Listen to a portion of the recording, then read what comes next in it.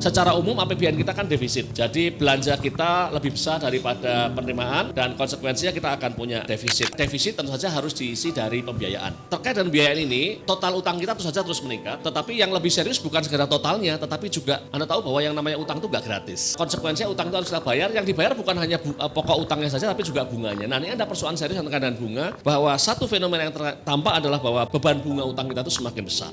Gitu ya. Jadi pada tahun 2026 misalnya pemerintah itu akan harus membayar 599 triliun bunga utang. Bukan pokok utang ya, bunganya saja. 599 triliun.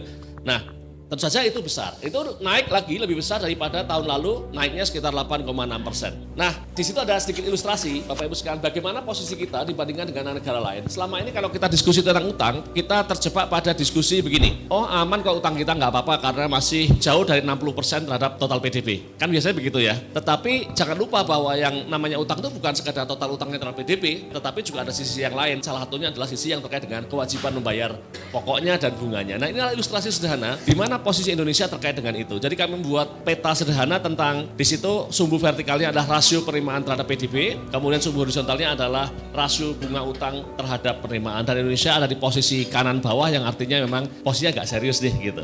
Nah yang paling aman adalah kalau kita ada di posisinya itu di agak ke kiri, semakin kiri itu semakin bagus gitu.